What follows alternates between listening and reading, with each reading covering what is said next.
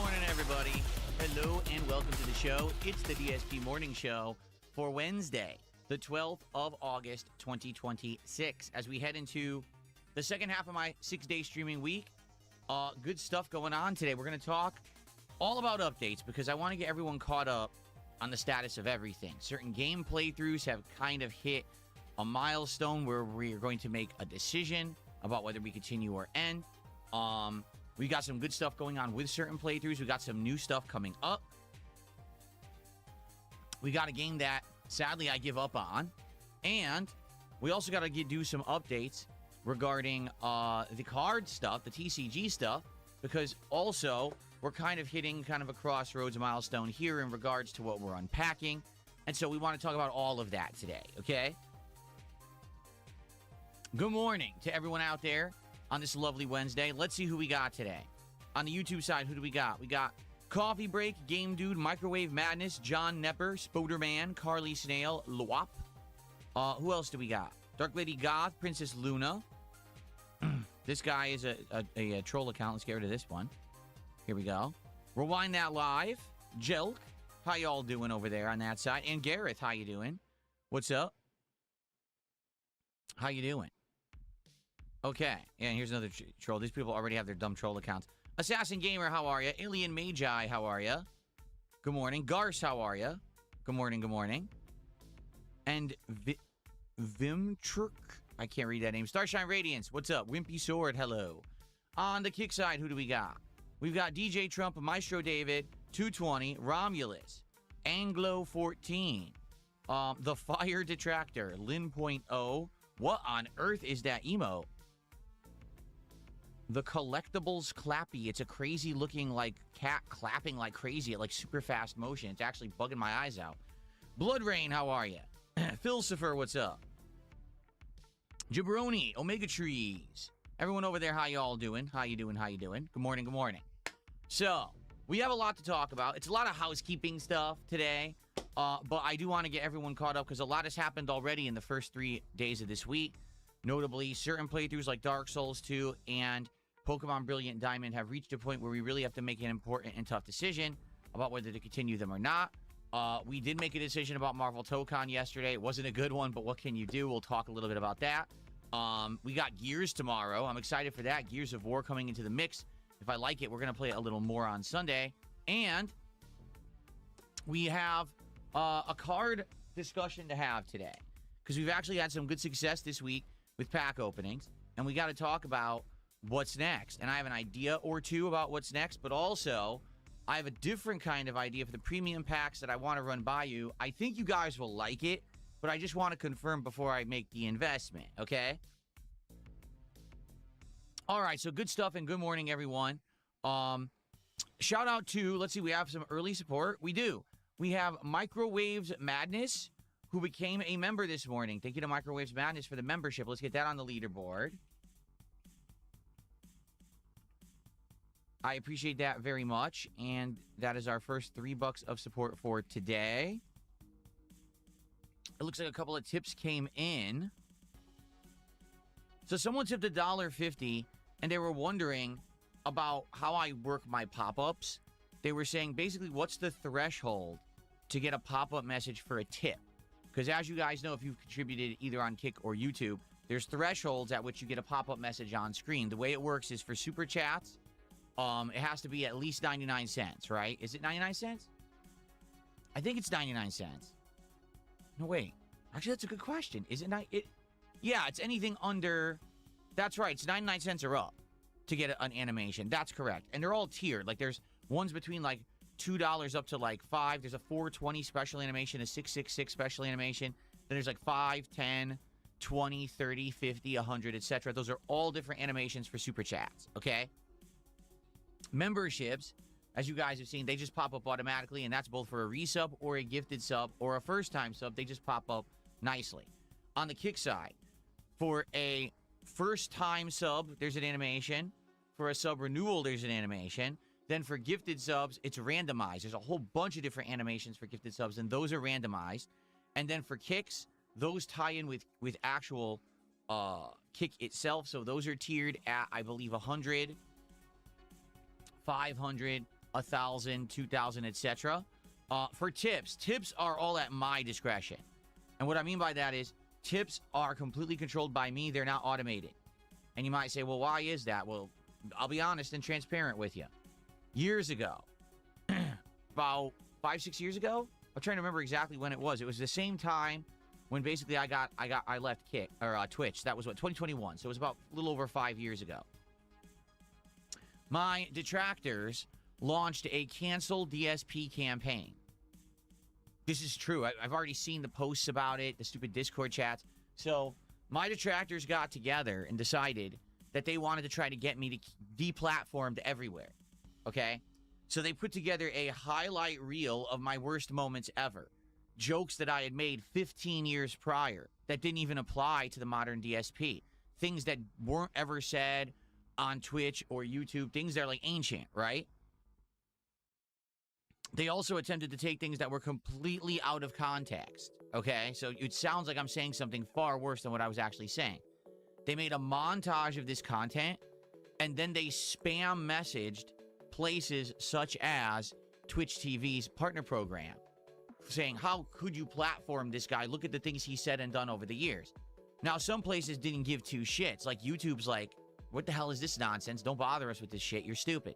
But Twitch was dumb enough to say, oh, look at this stuff he said in the past, without taking it in context, without seeing how old it was, without even seeing if it was said on Twitch, which it wasn't. And they actually kicked me out of their partner program as part of that, okay? So how does this tie into the tips? Well, I had services that I used for pop-ups and the like, and they were all automated. What people would actually do is go to, say, a page on that service. What was it? Stream? I want to say it was like called Stream Elements. And people would go to this page and say, I want to send Phil a tip with a message. It would go through their processing service, right? So, you know, that's how the pop-up would trigger. Much like how when you send a super chat or you do a sub right now, you do either through YouTube service or Twitch, Kick's service, right? So you would do it through their third-party website, you send a tip, and then the pop-up would pop up, okay? Well, since they spam messaged every service on the planet, they all said, oh, you can't use our services anymore. For what? For what reason? And they actually refused to elaborate. Again, this was 2021. This was the height of being woke. This was right during Black Lives Matter. This was during all of this cancel culture movement bullshit. So they struck when the iron was perfectly hot. And a lot of these businesses said, oh, because of things Phil said 15 years ago, he's now banned from using our services. So I can't use automated services to do pop-ups for tips. I have to manually do them all myself. Okay? That's why when you send me a tip, it is directly to PayPal. You're not sending it to a third-party site. You're sending it to my PayPal account. Okay? So, all that being said, the way tips work, it's at my discretion, but I usually play tip animations for 420, 5, 666, 10, 20, 30, etc. Anything usually below $5, there's not going to be a tip animation. I'll still shout it out.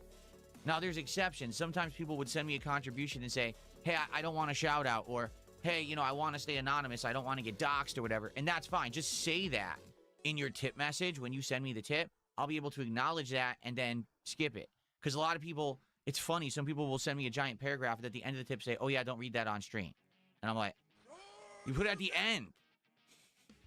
I read it already, you know? So just be careful about that. And by the way, when you tip me, since it's through PayPal and no third-party service, there's no tracking of it whatsoever. You can't be doxxed or anything. And you can literally go by any name you want. Like right now, anyone could tip me and say, hey, this is Bozo the Clown.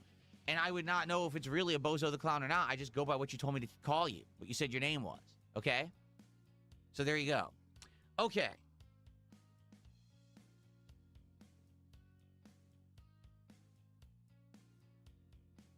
Listen to this. Someone tipped $2, says, I have a job. I'm a married man. I interact with women for business purposes all the time. My wife interacts with men at her job, too. If you think there's something weird about that, you'll probably die a virgin. Yeah. Like, literally, if you can't have platonic interactions with other humans at all, you're probably such a weird antisocial person. You know what I mean? With absolutely no understanding of human society or how things work, you will probably die alone, and you'll probably never experience 80% of what can be experienced in life. So if that is your problem, if you do have those problems, I recommend that you go see a psychiatrist. It's my professional opinion. Thanks for the $2, whoever that was. Okay, back on the YouTube side, we got Spoderman, who did a $5 super chat, $4.99. He says, if the economy goes into a crisis, your cards will be worthless. The first thing to go are unnecessary expenses. I recommend you sell them fast. I'm not in the business of selling. Like, I'm not, as I've explained, I'm not doing the pack rips with you guys so that I can have a valuable collection of cards that one day perhaps I would sell at a giant profit or anything like that. I mean, just to be frank with everyone, since I've been doing these cards, they've lost value. Some have gone up, but not all. My highest valued card right here we go, Greninja, started at $380. It's now worth $210. It lost $170 of value in 2.5 months. Okay? This is not about that. It's about having fun, having something special and interesting to do on the streams with you guys. In addition to just gameplay or hanging out, which I think I've got the gameplay down and I've got the hanging out down, right? So now doing something else different like this, I think has been fun. And some people have even expressed the desire to me to do an actual show just focused on the cards itself, rather than me doing it as part of a regular stream, you know, have an entire stream just based on card stuff. I could do that eventually too. I think that would be neat, you know? So, you know, that's the deal. It's not, this is not my investment to later on in life sell it because it went up in value and now I'm rich. In fact, I'm going to compare this directly to a different time period. The late 80s and early 90s comic book boom. During the late 80s and early 90s, for some odd reason, comic books were all the rage. They were being mass-produced, tons of variants. Okay, comic book shops were booming. You would see a comic book shop opening in every town because it was so profitable. There were so many comics coming out. They were selling 1 million copies. It was very, very big business, okay? At that time, everyone believed that comic books were going to always be valuable collectibles and would always be prominent and would always be a good business investment, and people were investing ridiculous amounts of money in comic books. And then at the late 90s and early 2000s, when the internet exploded, comic books crashed. And all those comics that were mass-produced during that time period became worthless pieces of toilet paper. In fact, during that era, almost no comics have value anymore. You know, people were saying, oh, this is first edition of the new X-Men, $100. Now it's like $1. Okay, so this has already happened. I've already lived through it. It doesn't, you know, there's always ups and downs in these collectibles industries. Right now, it's hot, it's popular, it's exciting, and people like to see it. So why not make it part of my content now when it's popular, right? But I'm not looking to sell these cards at a future date for a massive profit. I'm just not. Maybe I'll keep them forever. Maybe I will eventually sell them or pass them on. Maybe later down the line, years and years later, I'll do giveaways and stuff. Who knows? For now, the fun part of all of this, all right, is very simple.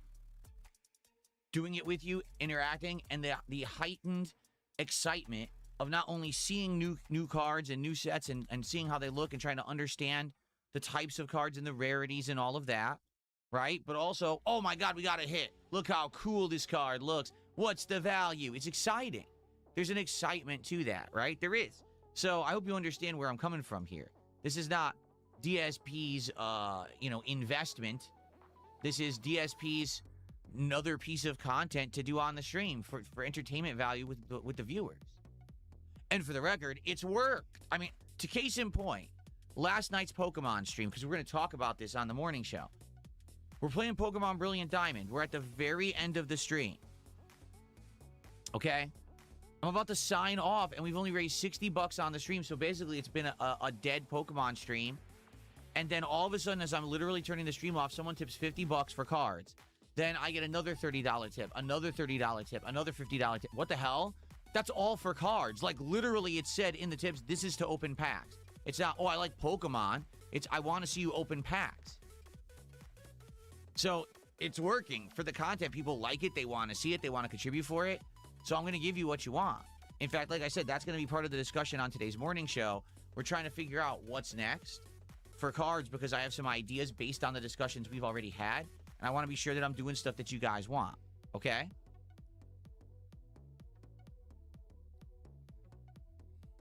Okay. Let's continue. Assassin Gamer 007 did a $5 super chat. and says, Black Flag hype. I was not able to join the stream on Sunday because I was too busy. Happy to see more gameplay of Black Flag, and I'm happy to have you back. Today, we are going to pretty much exclusively do the story. Reason being, we've done so much side content that really the only things left to do are hunting monkeys for the final upgrades, or taking out the final naval, forts, but we can't yet. We tried them, and we got our ass whooped. I have to basically upgrade the ship all the way, and we haven't done that yet. And that's about it. We did all the Templar missions and got the Templar armor.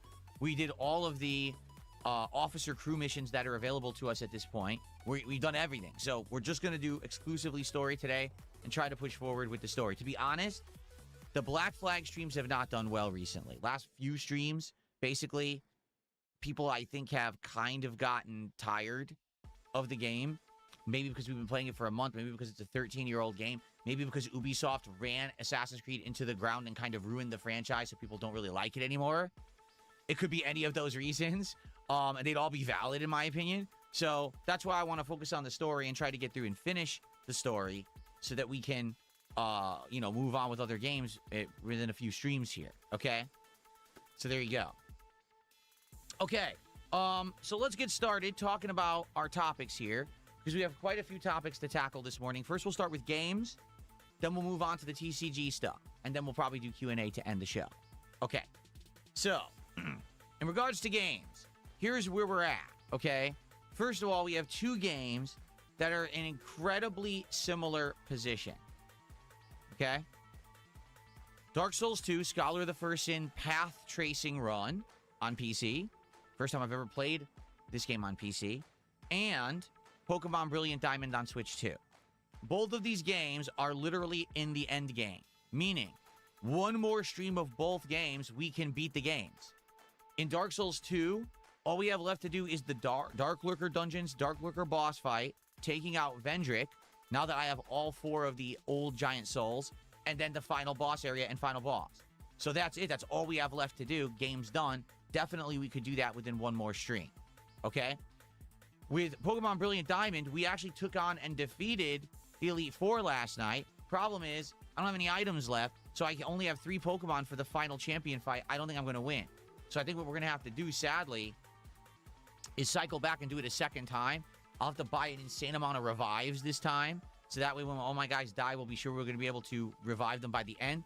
Hopefully, because I leveled up so much during these fights, it'll be an easier time the second run. But it looks like we're going to beat the champion. That's the end of the game. Okay?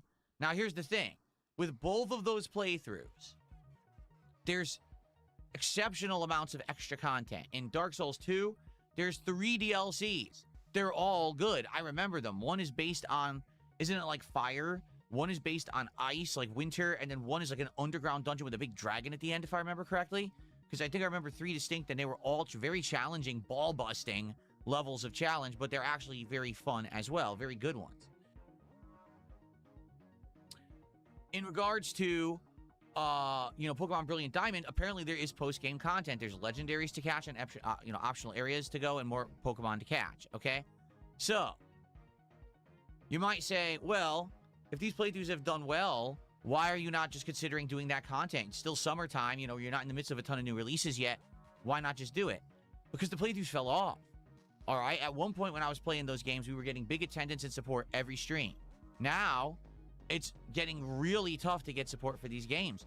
In the case of Dark Souls, there's been 2 to 3 streams where we've gotten around 50 to 60 bucks of support. Last stream, we got about 100, and that was only last minute someone supporting. So it's struggling. It's struggling to retain audience and get support, okay? In regards to Pokemon Brilliant Diamond, like I said, last night, no exaggeration, we were at like 60 bucks and I was going offline. Then all of a sudden, someone started contributing, but it was for cards, not for Pokemon. All right? So the thing is, I'm happy. I'm very happy to go ahead and play these games further and do the post-game content or DLCs if people are going to show up and support. But that hasn't really happened. So what we're in the situation right now is we're going to do one more stream of each to wrap up the main story, okay? If people show up to those final streams and support them well and say, yes, Phil, we will show up. We will support. Do the DLCs, do the post-game content. We want it. Then I will continue. Okay? But if I play those final streams and it's very sad and wimpy and very little attendance or support and meh, well, then that's it. We're just going to finish the main stuff and we're going to move on. Okay? There's more than enough stuff that we could be doing right now for the summertime. For example, Super Mario Sunshine releases on Switch 2 tomorrow. Could be something to do, right? We already have the Gears of War E-Day beta starting tomorrow. We're going to try it and see if it's good. Maybe play it again. There's a new game that came out, an indie game called Restream that I'm very interested in trying out as like a cozy late night game where you're basically repairing broken electronics in the I think it's supposed to be like the 2000s actually. And there's a story and everything that goes with it. It looks pretty good. I'm interested in it. But, you know, right now we don't have time for new games because these other games are continuing, right? So, I am interested in new stuff, but we need to get to it, right? We need to have time for it. We have other things we can do if people don't support Dark Souls 2 or Pokemon Brilliant Diamond. So let's see what happens. Dark Souls 2 is going to continue Friday. It's going to be the daytime stream on Friday. If we get a good crowd for it that support it, well, we'll keep going. We'll do some of the DLCs, all right? So let's see what happens this coming Friday with Dark Souls 2. Pokemon, I think we're going to do Pokemon on Sunday night. I'm not 100% locked in on that yet, but I think it'll probably be Sunday night, okay? Okay, so that's what's going on with those two playthroughs. What happened with Marvel Tokon yesterday? I just hate to say it, you know, I really don't have confidence in modern fighting games anymore. I just don't. I would say the best modern fighters that came out in the last few years would have been Street Fighter 6 and Tekken 8. I think both are fine games in their own right. Personally, I don't really love Street Fighter 6 anymore. I got very bored with it because it's very samey and it hasn't really evolved or changed at all over the years. It pretty much plays exactly the same and it's very boring now. Tekken 8 I liked, but I said I could only play basically one game competitively, so I put all my time into Street Fighter 6 and I dropped to Tekken 8. I do like Tekken 8. I don't think I would get back into it at this point. I'd be years behind, okay? But outside of that, when you take a look at all of these games that have been coming out, Invincible Versus, and now Marvel Tokon, these are the new wave of fighters. They run bad, they play bad. I don't know what's going on besides their cash grabs, because I think that is the case. What they've done is these companies have grabbed IPs, okay? They've decided to make games based off of them. They make them look nice. But all they're doing is manufacturing a product for sale to print money rather than the actual quality of the game they're in. And what I mean by that is, if you take a look at games like Invincible Versus and Marvel Tokon, these are easy mode games for easy mode gamers. They're flashy. They're insanely easy to play. Almost no execution needed. You don't even have to do special move motions for these games. All the special moves are push a direction and press a button, okay? You literally do combos by dialing a button. You don't have to do a sequence or timing. You just mash a button and you get an auto combo, okay? The games are based pretty much solely on mashing buttons and timing assists. That's almost the entirety of these games.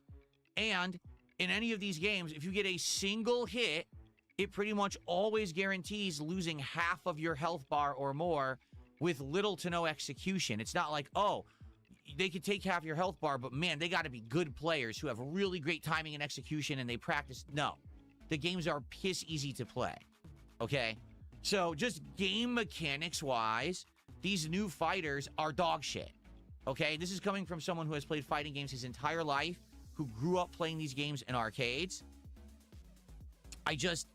To me, it blows my mind that this is where fighting games have gone, because they have literally abandoned any semblance of skill or challenge.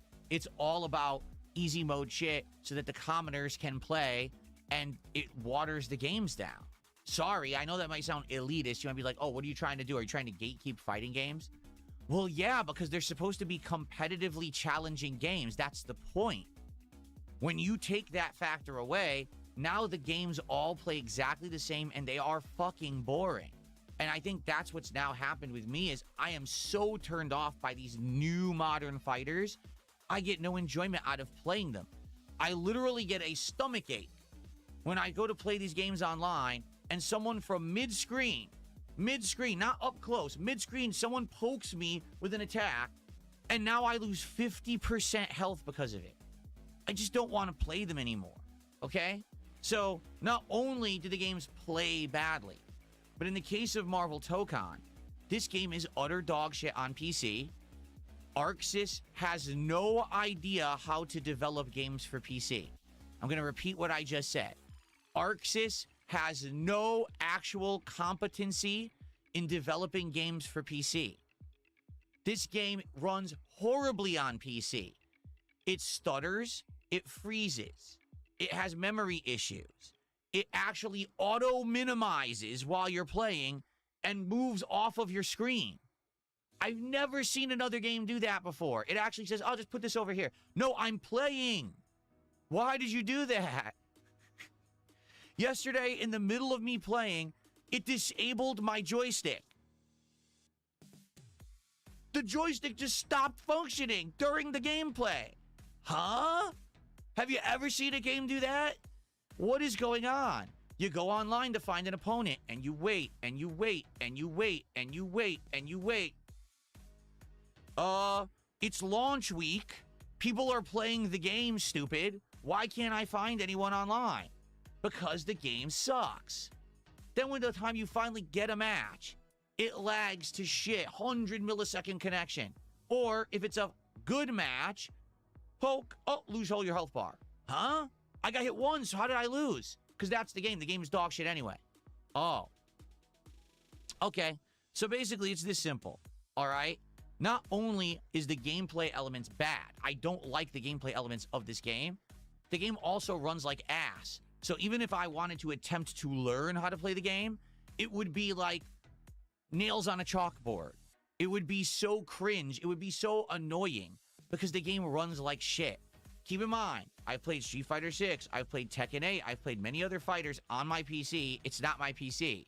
It's this game. It is incredibly poorly developed by ArcSys. They don't know what they're doing. Okay?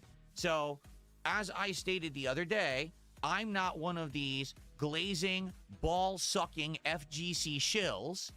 I'm not going to sit here and lie to you and tell you that the game is good because I rely on views and revenue from this game. I'm a variety creator. I moved away from the FGC for reasons just like this. I hate bandwagoning and I hate bullshit. And to see the big figureheads in the FGC say shit like this is a great game, it's a hype game. The game is fucking garbage, okay? It's made for fucking newbies. It's not entertaining whatsoever. It's in the same vein as Invincible Versus. It's in the same vein as Dragon Ball FighterZ. For me, it's in the same vein as Marvel vs. Capcom 3. I also didn't like that game. Go back 12, 13 years ago when that game was out, and I said I didn't like it either. I felt like any game where the entire game is based on poking someone once and then getting an insane combo, you've won. That's not a good fighting game. You're skipping 80% of the mechanics of what's supposed to make a fighting game good. When you dumb down the controls to the point anyone can do a soul-crushing combo that ends the round, you miss the point of fighting games. I know that they're flashy. I know that hype beasts love to hype these up and watch them on streams, and the tournaments are entertaining to watch, but they're not good fighting games for competitive reasons. I don't care what the competitive FGC says. They're lying to you because they want views on their streams and they want to make revenue on these games and they want the FGC to be hype. That's why they say these games are good. They're not. Okay? I have no idea if this is true or not. Someone wrote me a message yesterday saying, Justin Wong called you out on his stream last night, saying that you just don't understand the mechanics of Marvel Tokon. That's why you don't like it. Well, here, I don't know if Justin actually said that or not. All right? But I'm going to respond directly to the comment. No, it's not that I don't understand the mechanics of Marvel Tokon. It's that I do understand them, and that's the problem. I hate them. I like traditional fighting games that have zoning, that have, footsies, that has mix-ups, spacing, timing, actual skill required to play, having all of these elements. It's a thinking man's game. I don't like games where you get one lucky hit and you win the entire round because the game's so easy to play and everyone's so easy to execute that kind of damage that the game is already over. It's garbage, especially when you're playing in an online environment. and you really can't even quickly respond to things a lot of the time, how are you supposed to play that garbage? I'm not an FGC shill that has to lie to you and tell you that garbage is good to make money, okay? So I can be truthful with my audience and tell you Marvel Tokon is dog shit. It's made for people who aren't good at fighters. That's the actual purpose of the game, to make anyone who sucks mash buttons, get giant combos, and play with Marvel characters. Now that Spider-Man Brand New Day and Avengers Doomsday are going to be huge movies and all that, they're trying to bank on that. That's literally the design of the game. That's why they created it, okay? So when you hear big people in the FGC saying, Marvel Tokon hype, buy it on PS5, buy it again, buy it a second time on PS5, I want you to just think about this with one level of intelligence. Maybe use one brain cell to just think about this. Out of everyone on planet Earth, who stands to benefit the most by you believing that Marvel Tokon is good? Literally the person telling you it's good. Because if you believe it's good, you're now going to tune into their streams. You're now going to watch them play the game. You're going to watch tournaments of the game. You're going to provide them revenue. They're telling you garbage is good because there's nothing else. Street Fighter 6 is played out. It's been out for many years, and everyone agrees it's boring because it hasn't evolved. We need something new now to get people involved in fighters. Why would people give a FGC player money on a stream? Because they believe that the new game is good and they're hyped for it and they want to watch them play it. So don't believe the hype. These people are disingenuous and they're telling you things are good that aren't because they want you to line their pockets. It's the only reason. Otherwise, they'd be truthful. But guess what? If they admitted that these modern games suck, they'd have nothing to stream. These people aren't exactly the biggest personalities out there, all right? They're known for playing fighting games. So they need fighting games to play or they can't get anyone to watch their shit. So these modern fighters suck. Sorry, I'm not playing them. I've got more than enough other things to do, okay? I've got tons of things. People are very, competing for my time. Play this game, do this project, do this thing, do this thing. I don't need to play bad stuff, and I'm not going to, okay? I'm tired of wasting my time on garbage, all right? I just don't care. So I'm not going to do it. You have to be smarter than that. You do. You have to understand that shills are shills. That's why they are in the positions that they're in, okay? Hate to tell you this, even in the FGC, do you know what they actually call those big-time shills in the FGC? NPCs. Do you want to know why they call them that? Because they're not actual individual thought humans anymore. They're literally pushers of the big machine. They're there just to push product. That's why they get every sponsorship. That's why they're doing cameos in Street Fighter movies, because they're the people who get paid to say things are good. So they say things are good. Yet people somehow believe it. They don't understand these are paid product placements every single fucking time. I don't get it. I don't know how people are this ignorant, but apparently they are. Marvel Tokon fucking sucks. If you want to play a game where all you do is button mash and get giant combos and flashy stuff with Marvel characters, that's your game. But outside of that level, that is not a game that's competitive. That is a game for ass players, and that is a game for people who don't care about the quality of fighting games to make bucks on. Period. I'm done with it. I'm not playing it again. Don't ever bring it up. I'm not wasting time on garbage. Okay.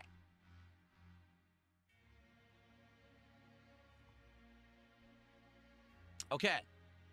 So, I'm done with that crap. We're done with Marvel Tokon. Okay? Cool. So, other things in the schedule. Assassin's Creed Black Flag, we're focusing on just story, and hopefully we can beat it in a few streams. Okay, we're going to see. What else are we playing? Final Fantasy VI, okay? I'm loving it, but admittedly, the past couple of streams have been a little perilous, and the reason I say that, after having insane amount of momentum the first 2 weeks we played it, this week, definitely it slowed down a bit. We've had a couple of streams where it wasn't doing so well, then all of a sudden, like last minute, someone would support the stream, like, oh, that's great. Tonight, we're doing Final Fantasy VI again, and tonight is a huge plot development. Tonight, the whole story is going to flip on its head. So if you've been following the playthrough so far, you're not going to want to miss tonight's stream or the videos after the fact. This is a huge part of the game that actually gets pretty interesting. And I remember the first time I played the game, I was like, wow, I didn't expect the plot would go this way, because most games of the 90s didn't have complex plots like this. And this one actually opened my eyes. Ooh, this is interesting. Okay? So I hope that you'll be here tonight for the continuation. of Final Fantasy VI. It's going to be great. All right. We are going to do Friday Night Fights this week, where we're going to be doing old school fighters again. Forget Marvel Tokon. That game's dog shit. I'm going to see if we can play, old school fighters again. It went well last time, so we'll see how it goes this time. And then we have the Gears of War E-Day Beta. That starts tomorrow. It's actually going to be tomorrow's daytime stream. If it's good, I want to play a second session on Sunday. Let's see if it's actually good and if I have fun playing it and if it feels good. That's the other question, because apparently they've redone everything about this. All the movement and everything for Gears is now different. So let's see how it feels and how it plays, and if I like it, we'll do it again on Sunday's daytime stream. Okay? There you go. So that is the schedule for the rest of this week. Next week, we'll be juggling and balancing all of that stuff. Next week, there is also, I think there was something else coming out. Hold on.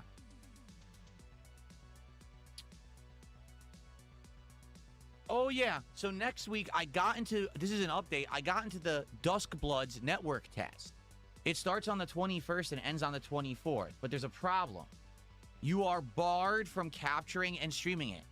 So I can play it, I just can't show it to you.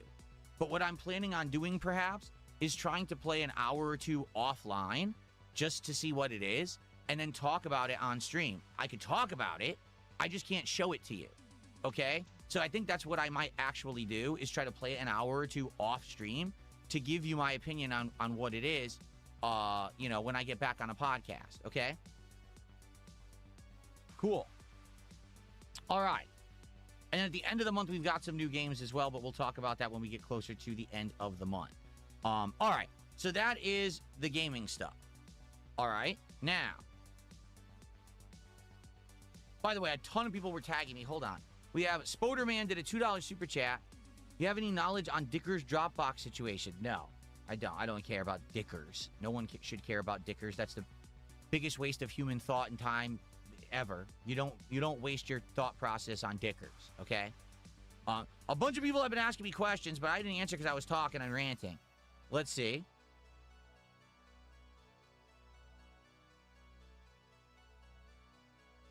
Siako Almighty said modern fighters are like if they made it in boxing, if you jab someone, you automatically win. Like, literally, yes. I'm not kidding. In a modern fighter, you get your first hit in, you've won the round.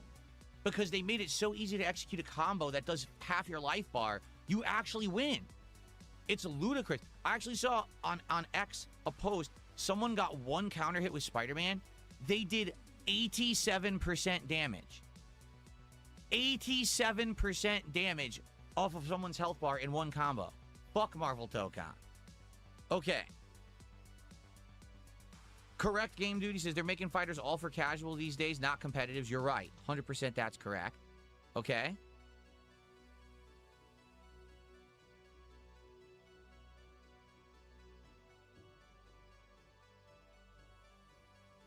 Will I ever play a new fighter again? Yes, I will. I would absolutely like to try new fighters as they come out. The problem is we need good fighters to come out, and they're all samey these days. You notice? They're all the same, all team-based, assist-based, giant combo-based. That's not a good fighter. Okay, that's a party fighter. That's, flashy for the kiddies. They need to start making real fighting games again. I think I'm always going to stick with Street Fighter. Even if I end up not liking it long-term, I'll probably always at least try the new Street Fighter games. And there are rumors that they're working on other things as well, So I will play new fighters in the future, okay? Let's see here. Nothing here said IGN gave Tokon a 9 score. I know why, because number one, the people at IGN who review fighting games are not fighting game players, so they know nothing about competitive nature of games.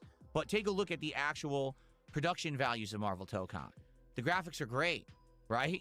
The gameplay elements, they work, and they're easy to execute, so it's fun for a casual, i.e. the reviewer at IGN. It actually has a ton of offline content, 5 story modes, plus a bunch of challenge modes, a good training mode, arcade mode. So for the uneducated gamer, Marvel Tokon's a great game, to be honest with you, okay?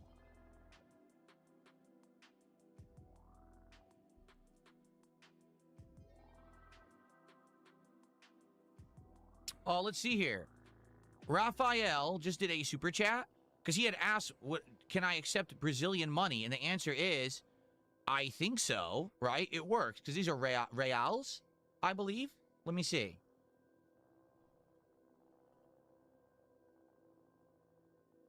Brazilian reals, here they are. So he just did a 50 Brazilian real super chat. which is the equivalent of $9.65. So thank you to Raphael for that. YouTube still hasn't coded the colors properly. They're going to fix that in 5 days. Yes, in 5 days, YouTube is actually going to change all the exchange rates. So these pop-ups that you see in the chat will be the correct colors and actually will be the right amounts. So remember, it used to be Argentina, for some bizarre reason, has like their currencies completely devalued. It'll be correct now. They'll fix that. 5 days. It's supposed to be August 17th. This is all corrected. Okay? So thank you to Raphael. That's our biggest super chat of the day. So what was that? $9.65. Thank you, Raphael.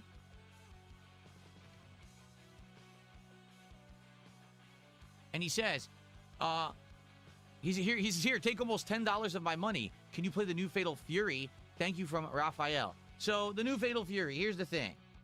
I did play it, okay? If you're not aware, I played the beta. I did not buy the final game, but I did play the beta of the new Fatal Fury. And at first, I thought that it was actually kind of interesting.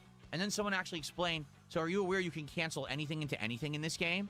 And I was like, what do you mean? They're like, yeah, you can cancel any normal hit into any other kind of normal directional hit, into any kind of special move, into any kind of super move. It all cancels. And at first I thought they were joshing me, and then I tried it. And I was like, why can you do that? Why is it that easy to cancel every move into every single move? So I was playing with Mai, if you remember, I was using Mai Shiranui, and it was like, get one hit, normal, fire move, EX fire move, super. And you do like an insane amount of damage to the enemy, off of one hit, and I have to emphasize this. Fighting games didn't used to be like that. All right? Fighting games wasn't, I get one hit and I win. I don't know whose idea it was to make it every fighting game you get one hit and you win. That's fucking stupid. All right? Do you want to know what game should be one hit and you win? A game where you snipe someone and shoot them in the head. That's okay. I got the one hit and I won because I sniped him in the brain. He's dead. That's it. Fighting games were never designed to be get one hit and win. But they're making every modern fighter get one hit and win because they think that will give anyone an opportunity to win if they get lucky. I hate that. This all started with Marvel vs. Capcom 3. When Marvel 3 came out, at first people thought it was like Marvel 2.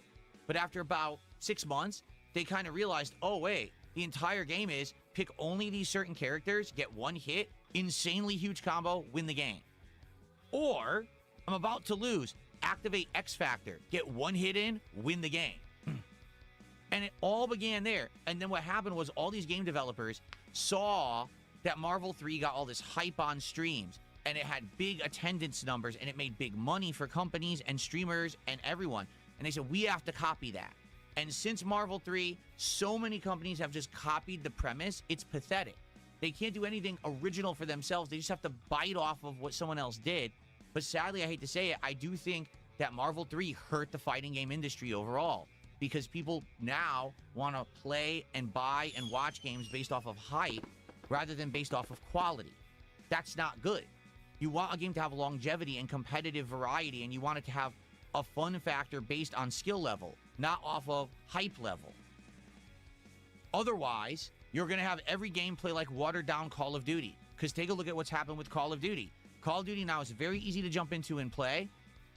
It's insanely watered down. It's all about microtransactions, skins, and flashy bullshit rather than the actual game. And that's sad. It should be about the gameplay, but no one really cares anymore. They just want to talk about the new Ninja Turtles collab that came out this week, or how next week Hank Hill is going to be in the game from, King of the Hill, and you can play as him instead of actually playing Call of Duty.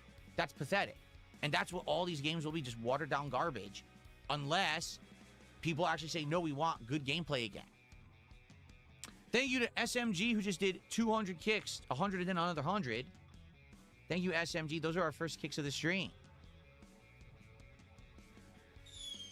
And there's another 100. So that means we're now up to 30 bucks of support on this stream. Thank you so much. I got a $2 tip from Jared from prison. Thanks, Jared. He didn't say anything in this one. He just said, hey, Phil, it's Jared from prison. Hopefully you're rotting away in there, Jared. Have a good time serving your sentence. Okay. Someone tipped $2 says, Tokon is bad because you're not as good at it as you want to be. You can't expect to pick up a new game and be as good as you are at Super Turbo.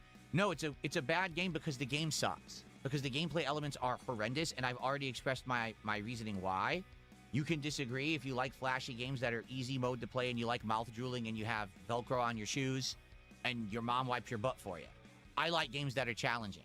So that's why I don't like Marvel Tokon. Okay.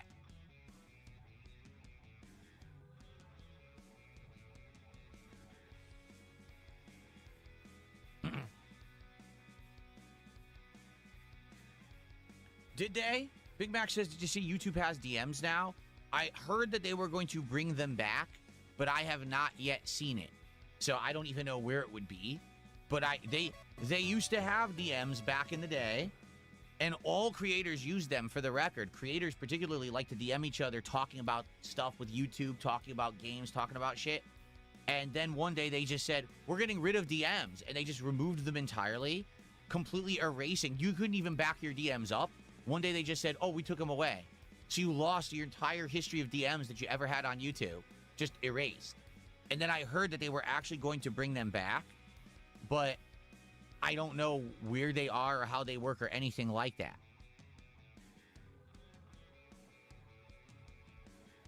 I guess I'd have to look into it. I have absolutely no idea where that would be.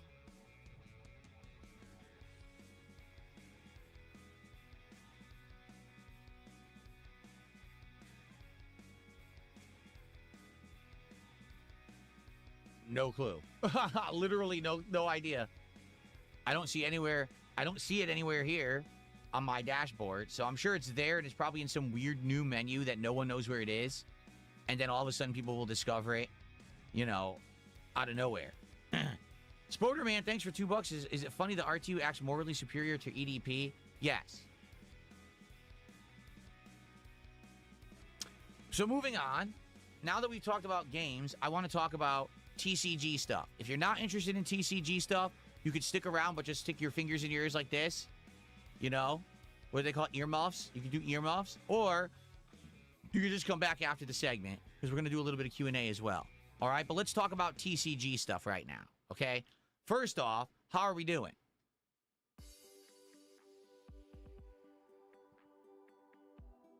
Currently, we are opening Yu-Gi-Oh! Chaos Origins. This is their newest box that's available of trading cards. And we have opened a lot of packs. I believe there's 9 packs left. Let me confirm that.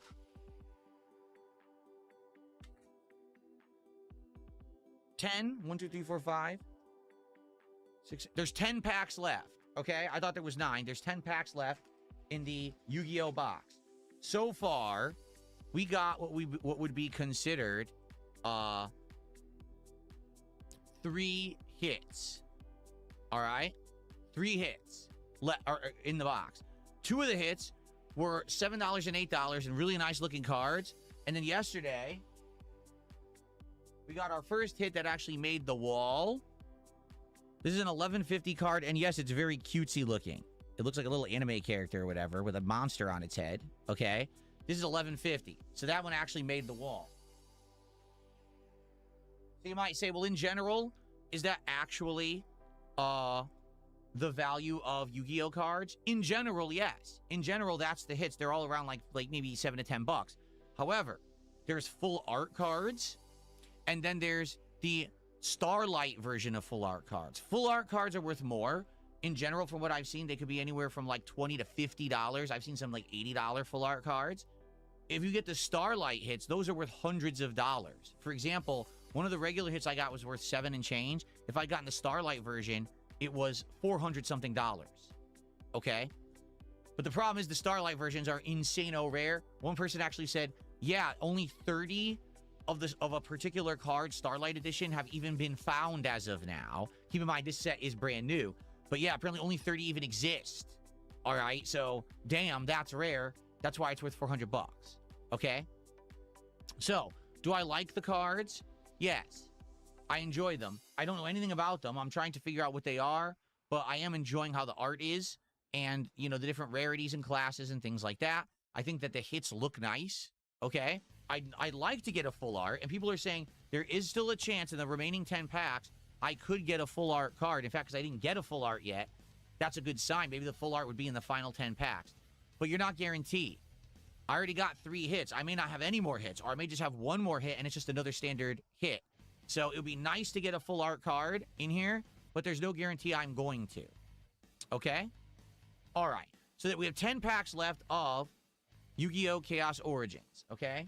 Now, in addition to that,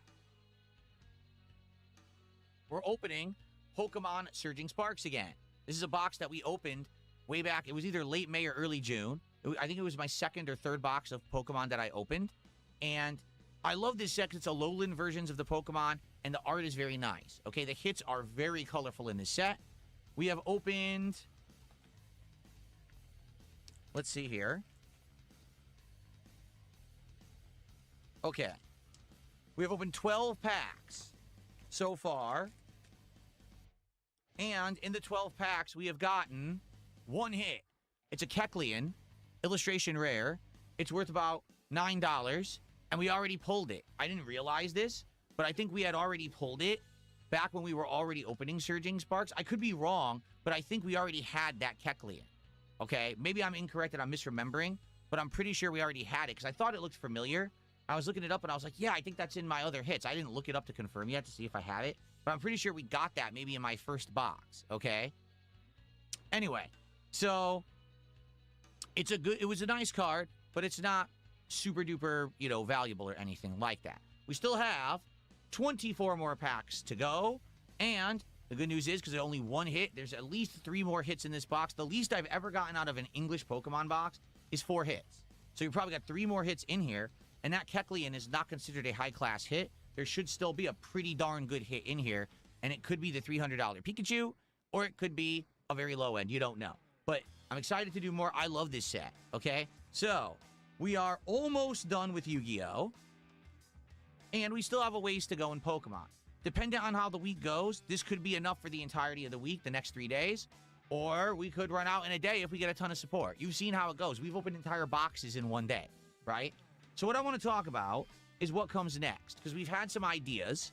We've talked about these ideas, and I'd like to figure out what's next so that way I kind of already have it on order so that we're good. So if, let's say we blow through one of these boxes one day because there's a big surge of support or whatever, well, obviously then I want to be ready for what's next. And I'm curious because we talked about it, and one of the things we talked about was Dragon Ball cards, right? Dragon Ball Super.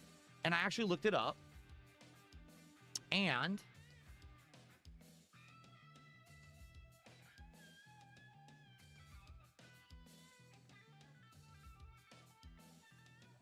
the one that people seem to say is a good one, it's called Masters, because there's 2 different lines of Dragon Ball Super TCG. There's Fusion World, and there's Master, okay? I'll be honest, Fusion World is cheaper for whatever reason. I don't know why, but Masters is a little bit more expensive, but people told me that the Masters is the better set, that people are saying Masters is easier to play, easier to collect, and people are liking Masters more. Maybe that's why they're more expensive. I'm not sure. I can get them in as quickly as a couple of days. It looks like if I were to place an order, I'd probably have them by maybe the end of the week. Okay? But the question is that what you guys want? Are you into Dragon Ball? Would you like to see me do a Dragon Ball TCG? Would you guys care about that? If not, then what we need to do is talk about what's next, okay? And I've been looking at One Piece again, since we already did 2 One Piece boxes and they seem to be pretty successful. It looks to me like perhaps, okay, I could get a different box of One Piece. There's set 14, so we did set 16 and 15, okay? There's set 14, that's available, and I could probably get that relatively quickly. Or I could go back a little further. Taking a look here, it actually looks like I could get perhaps like set 10. So that's a few sets back. That one is also readily available. Okay. There's a few. And the thing is, you can usually get the One Piece cards within a few days. It's not a long wait to get those. Okay. So I could do either Dragon Ball or One. Now with Dragon Ball, it's a new thing. We don't know how it goes. We don't even know what the hits are like, how often you get hits. It's starting fresh, right? With One Piece, we already know. In a box, we usually get a few good hits. Both boxes of One Piece that I opened, I ended up getting 2 cards to add up here to the Wall of Fame. So, stands to reason, we do another box, we'll probably get another 2 cards that might be valuable. You put them on the Wall of Fame, right? So, I guess the question is, do we want to do One Piece? Do we want to do Dragon Ball? Or do we want to go to something we already know? Do we want to do Pokemon again? Okay, the thing is with Yu-Gi-Oh! With Yu-Gi-Oh! Only this particular box has full art cards. Okay? So if we're going to do Yu-Gi-Oh! And you want actual cards that could be big hits that look nice, we'd have to keep buying the same box over and over. Which I'm not opposed to doing, but I feel like we'd get bored doing the same boxes over and over. Like, take a look at Pitch Black. We did 2 back-to-back boxes. People were already bored when we started opening the second box, so we kept alternating to other things, right? So, I'm not sure what you guys think. So, Mildcat just gave some information. He says, with DBZ, you actually get hits every pack, so it's not really worth a ton. If you actually want hits that could be worth more money, do One Piece. There you go. So, do we want another box of Yu-Gi-Oh? Do we want to try Dragon Ball? Do we want to do another One Piece box? Here's what I'm going to do, and I'm not going to say, okay, I'm not going to say that this is going to 100% decide, but I'd like to do a poll to get your opinions. Let's do a poll right now live. Okay.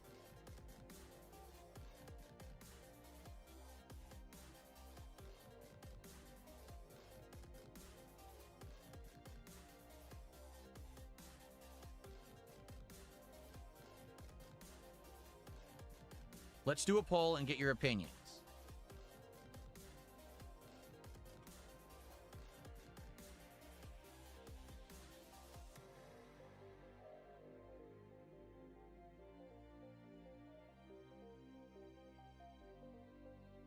Here we go.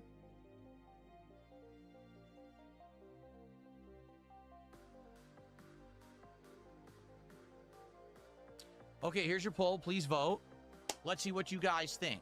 Now, in the meantime, okay, outside of the next one that I do that's non-Pokemon, once we get low on this box, I likely will buy another box of Pokemon. What I really like doing is alternating between Pokemon and something else. I think that's working, that formula, because sometimes people just aren't in a Pokemon mood, and they want something else, and sometimes you're tired out of the other thing, and people like Pokemon as the staple. So I think alternating between the two is a good idea, and we've been doing that, and it's working. So we still have a ton of 24 packs of this. When we're low on Surging Sparks, then I'll see what I can get next. Maybe I've seen a few different boxes that are readily available. I've noticed Journey Together, which we haven't even tried yet. That one is readily available. I've noticed Perfect Order, which we did do a box of previous. That one's readily available. See, Chaos Rising is, but we've done multiple boxes of that. So is Pitch Black, but we just did multiple boxes of that. So those I probably wouldn't do. Okay. Okay. All right, now, one more thing. Let's do shout-outs, because I have some shout-outs to do, and then I have one more thing, and this is actually, I think you're going to like this one, okay? Thank you to SMG for another 100 kicks. I appreciate that. And then they just did another 100 kicks, so thank you, SMG. We're now up to 38 of support. I just got a $2 tip. And someone says, are you trying to make your content as bland as possible to upset detractors? No. Thanks for $2.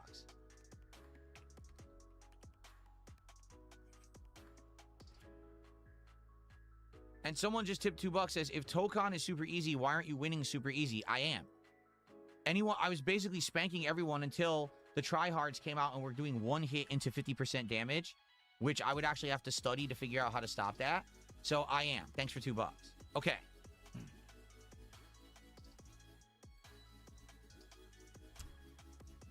Very nice. Okay, so. Wow, I mean, I'm going to be honest. I'm currently shocked at the poll results. I actually wasn't expecting this. But okay.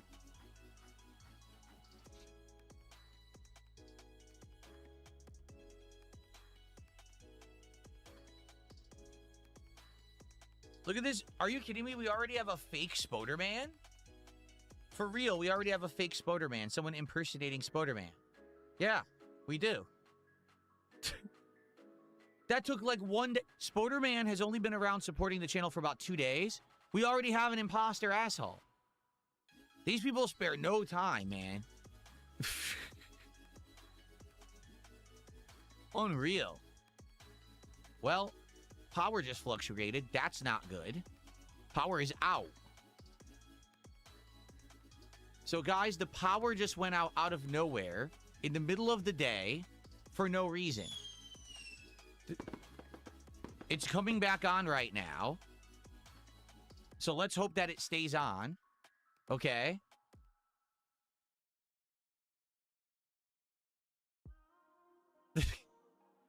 The power went off for no reason. The only reason the stream didn't go off is because I have battery backups. You know, I have the UPSs. Wow. It's literally middle of the day. No weather whatsoever. It's sunny outside. And the power went out.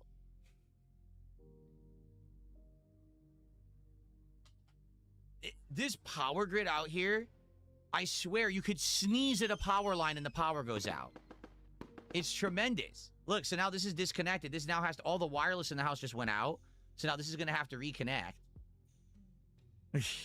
No, Battle Duck. I didn't plug in my electric car, but that, I'm not kidding. I keep telling you, all the lawmakers out here keep saying they want this to be such a green state. They want to get rid of all gas cars. They want to make every car run on electricity. It is midday on a Wednesday. It's 12:37 p.m. on a Wednesday. It's pure sun outside, and the power went out. But they think the grid's going to be able to handle if everyone has an electric car. You literally can't make this shit up. You can't. Anyway, thankfully the stream continues here because I have the battery backups. If I didn't have the battery backups, everything would have turned off right now. You would have been like, where did Phil go? But thankfully, I bought these nice battery backups so the stream continues. And the power did come back, luckily. Oh, actually, hold on. My air purifier turned off. Let me turn that back on.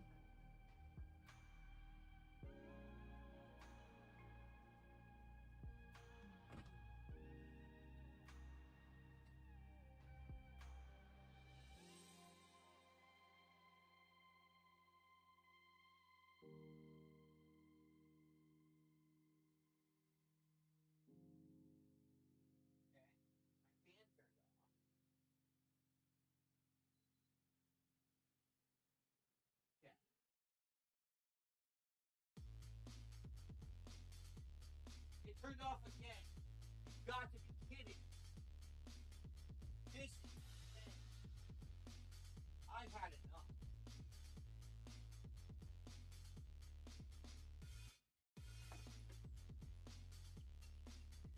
Now it's on again. This is insane. The power turned off and on again. I went over there to turn on my air purifier and fan, and the power turned off again and turned on again. This is insane. What kind of a power company is this? Is it a bunch of clowns slipping around on banana peels and tripping on wires?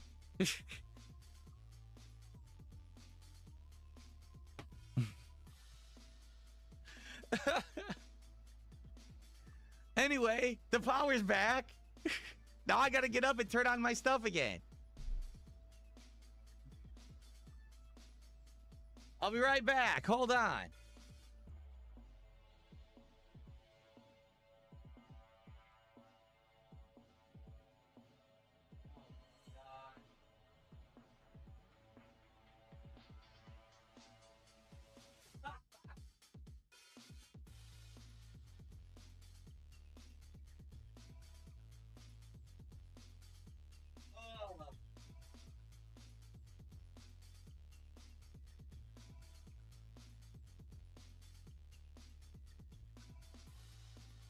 I swear it better stay on. I'm gonna talk. I am going to crash out. I am going. All right. Okay. So The poll ended. You guys said you want me to try Dragon Ball Super Masters. Okay.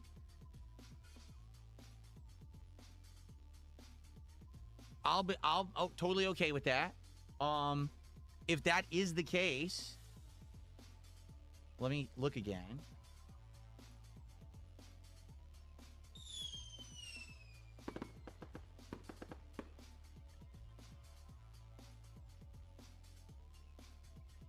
Okay, I could try it.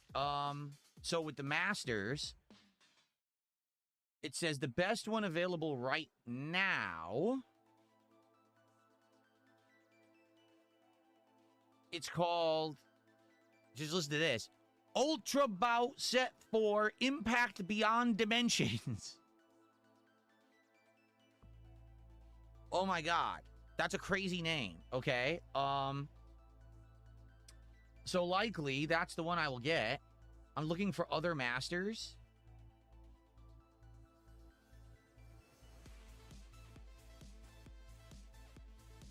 See, this one, yeah, this one is not readily available. If I ordered it, it would take like a week.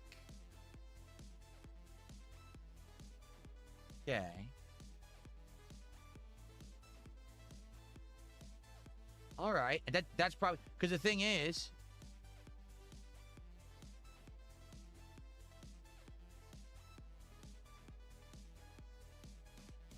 is this one too? It's not available either. This is an older set, but that one's not available. Again, that one you can get it, but it's like a week to get it. I hate the ones you have to wait a whole week, and then they might not even ship it when they claim they do. Because that's what happened to me. I got burned ordering things that claimed they were a week out, and then they wouldn't even ship it. I'm like, well, what happened? They really don't even have it. They're full of crap. They never had it. I hate that crap. I want something that it says they can ship it right away, because that way I'm guaranteed to get it within the week. You see?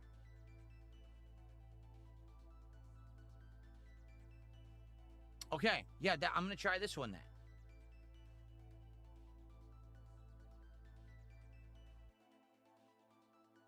Okay, cool.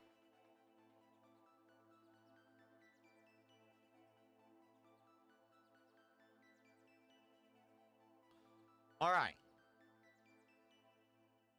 So, oh, by the way, thank you to SMG. SMG had done, I believe, another 200 kicks. And I had missed it here because the power was going on and off. And it was driving me nuts. Okay?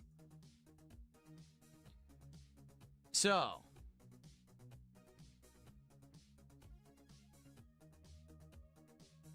Yes, I'm aware that... What just happened? Oh, we got a troll. See, a bunch of stuff happened when the power went out. Here we go.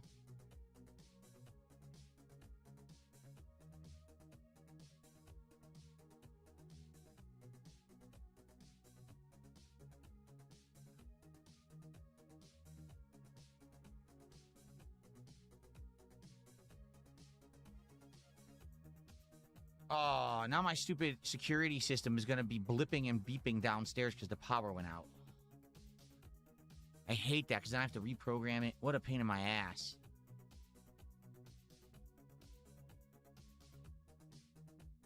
Okay. What was I going to say? I got distracted. Yes, okay, so SMG, I counted your kicks, okay?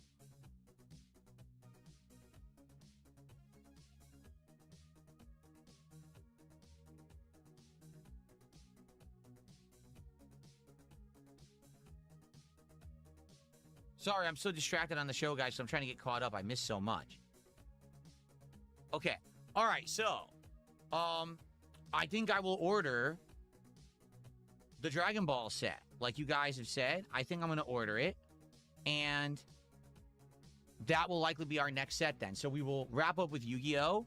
We will continue on with Surging Sparks until that's done. Our next one will be this Dragon Ball Masters set. Okay? And then... we'll do Dragon Ball. We'll try those. We'll see if those are any good. You know, I don't know anything about the Dragon Ball. Obviously, I know the Dragon Ball characters, but I don't know the cards. That'll be interesting. I was told you're not going to have much value in the Dragon Ball set. Okay. As long as people like the cards and opening them and seeing them and whatever, I guess the value doesn't really matter. But I guess we'll see. Okay?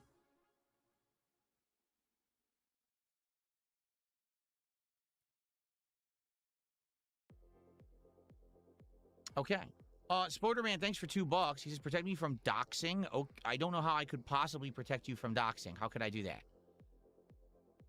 And he says, check out the Lord of the Rings game. All right, a few people are spamming the Lord of the Rings game stuff. So apparently, Lord of the Rings War in the North got some kind of a shadow dropped remaster re-release. And some people are bringing it up. So, FYI, I already played it. I played it when it was new. I think I did a full co-op playthrough of that game when the game first came out many, many years ago. It was an Xbox 360 PS3 game.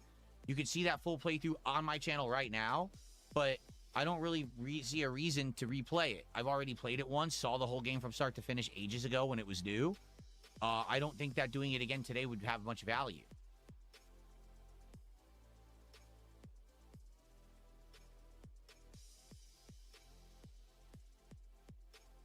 Yes, when you live in a gated community like I do, security systems on your home are standard.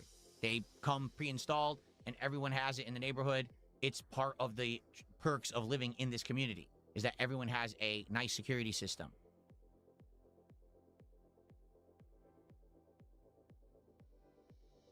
But the pain is when the power goes out, it all resets, and then you got to go put in a bunch of codes and mess with it to get it to basically, you know, work again. It's a little bit of a pain. Okay. Oh, okay. One final thing, and this I think you guys are going to like, okay? As you all know, recently, I've been opening premium packs, correct? Right now, we're currently doing Prismatic Evolutions. We've been doing these for a bit, and the set itself, the cards look very nice. We currently have four packs left of Prismatic Evolutions to open when we hit big support milestones. For example, if we get a $100 contribution all in one go, or if we hit $250 of cumulative support on a particular stream. So we've been doing Prismatic Evolutions now for a bit. At first, we were actually doing Ascended Heroes, and then we swapped over to Prismatic Evolutions. So you might say, so why were you doing that, and what was the appeal of doing it, correct? So the appeal is twofold. Number one, there's a chance of a God pack. What is a God pack? It's a pack where every single card in the pack is a hit. Meaning you'll go money card, money card, money card, all big full art cards that are worth money, okay? A God pack in Prismatic Evolutions is worth thousands of dollars because this is the Evolution set that features all the different Evolutions, and those cards are all worth hundreds of dollars each. So you get $1,000 pack, essentially. It's pretty awesome, okay? Now, in regards to Ascended Heroes, it was the same. You could also get a God pack in Ascended Heroes, and same deal, all right? But also, when you get a hit, okay, in this set, you make a lot of money if you get a real hit. Like, the cards, the hits are anywhere from like $400 up to $1,800 in this set. So, even though it's very, very hard to get a hit from Prismatic Evolutions or from Ascended Heroes, okay? Basically, you are going to make big money, big value if you get a hit in that set. That's the appeal of doing this as a premium pack. Like, ooh, Phil got a lot of support today. There's a chance we can see a giant hit on stream. Does that make sense? Okay. Now, lately, I think some people have felt a bit burned out about these. Why? Because we have opened, I want to say 4 to 5 boxes of these. We opened probably 4 boxes or more of Ascended Heroes.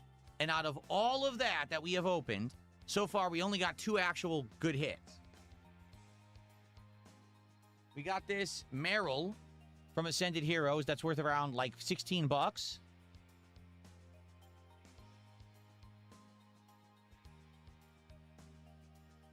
And then more recently, last week, we got this Master Ball Reverse Hollow Vaporeon. I'm trying to get the Master Ball to show, but it's not showing up at this camera angle. There's a Master Ball on there. This card's worth about $39. I actually looked into it. If I get this card graded and it comes out PSA 10, it's worth around $700.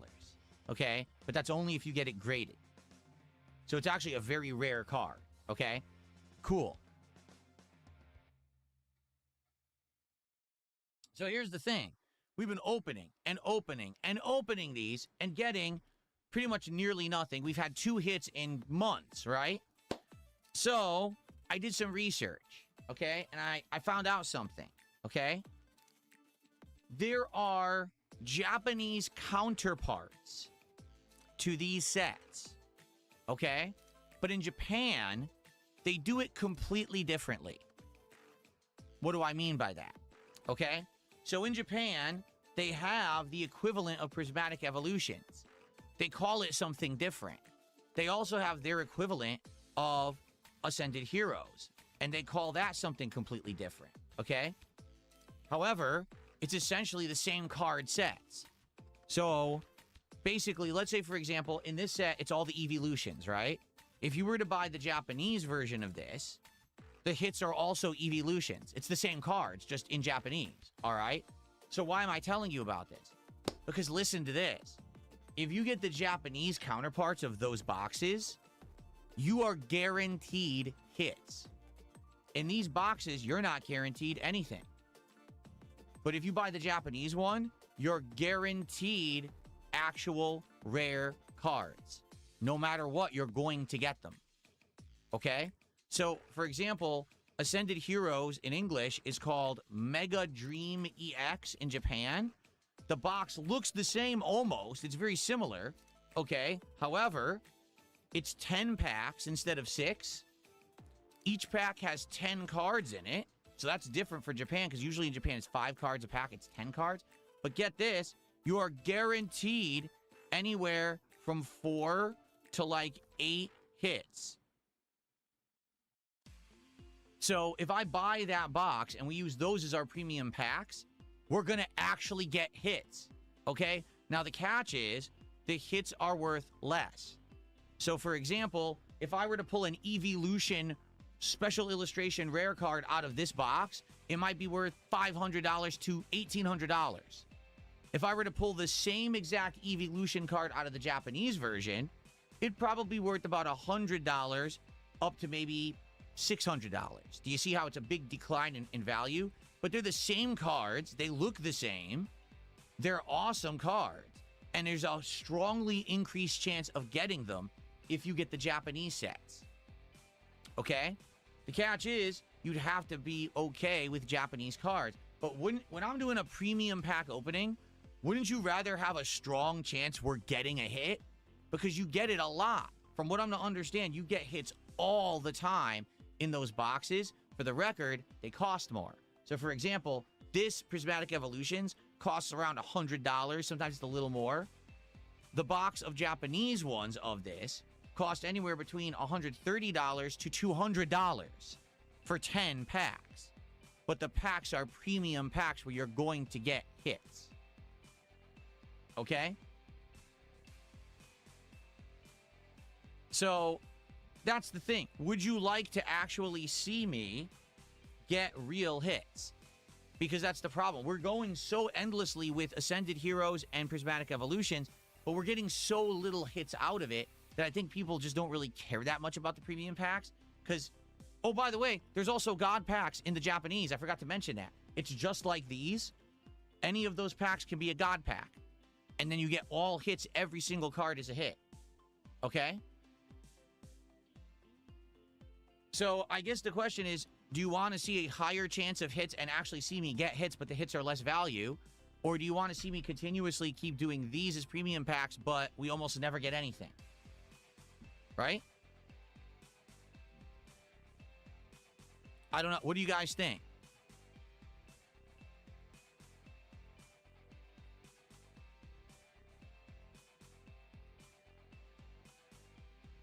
I guess I'll have to look at it. It looks like people are torn. Yeah. Some people are like, no, they're just completely against Japanese packs. They don't want Japanese packs.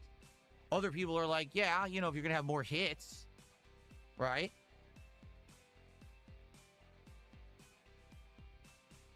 Overdrive says it sounds like those Japanese packs are more for collectors than normal people. Well, think of it this way. If you're not someone playing the game, but you're a collector and you want to get hits, yes, you're exactly right. Those particular sets are meant as chase sets, meaning you want to try to get hits more frequently. So you buy that set. It's more expensive, but you're going to get those hits more frequently. Do you see?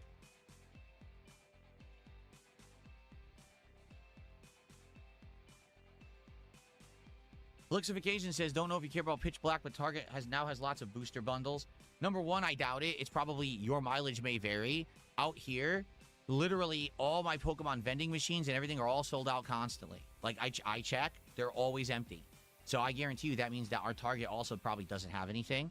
But as for Pitch Black, yeah, we did 2 whole boxes of Pitch Black. Right now, I don't think I would want to open Pitch Black again. Even the value of Pitch Black has dropped dramatically. Oh, you're saying online Target has it? Really? That's shocking that online Target actually has it.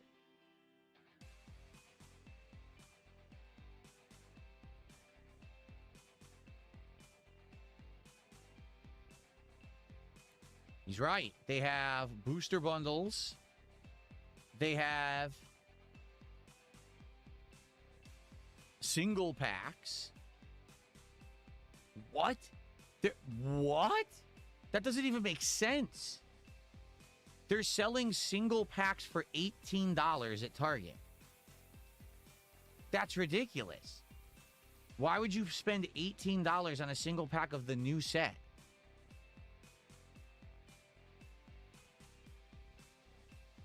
You can buy a booster bundle of 6 packs for $32, or you can buy a single pack for $18. Why would you ever do that?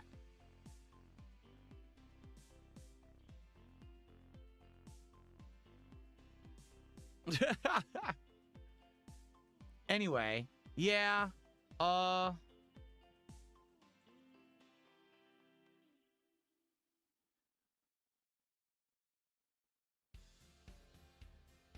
It also claims they have, oh my God, that's expensive. They're claiming to have, oh, what? Dude, Target prices are insanely inflated. These must be for resellers. Like it says, Pokemon TCG Scarlet and Violet Elite Trainer Box, Prismatic Evolutions. So it's the trainer box of Prismatic Evolutions. That should sell for like 60 to 70 bucks. It's $220. So these must be resellers. Yeah. Yeah, these prices are ridiculous. So these must all be resellers.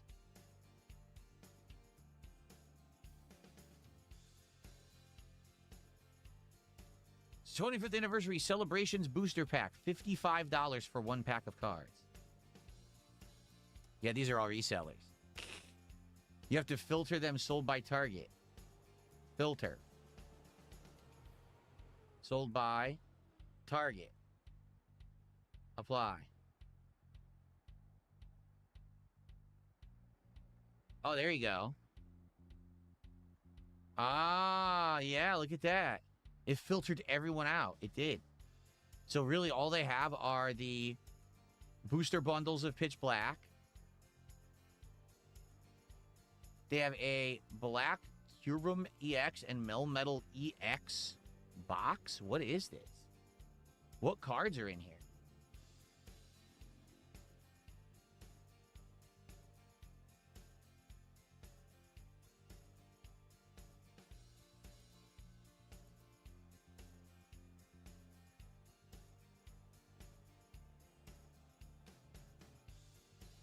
I think this is Ascended Rivals and... No. This is Destined Rivals and Journey Together. 4 booster packs. Oh, so you don't even know what you're getting. Alright, anyway. Yeah, I don't know why Target allows resellers on their site unless they're just greedy. And it sounds like they're just greedy. They want money. Well, thanks for telling me, Helixification. Yeah, I think I'm going to skip, considering we opened 2 entire boxes of Pitch Black. I already have the whole set of standard cards. I mean, all I would really be chasing there, I'm not even chasing the set anymore. I'd just be chasing, like, hits, you know? And we already got 2 of the best hits, Chandelure and whatever, Zeraora or whatever the hell his name is. I mean, really, we'd just be chasing the Darkrai. And even the Darkrai isn't worth that much anymore. The price went way down. Oh, now my speaker is desynced because the power went out. Great. Hold on 1 second while I resync my speakers.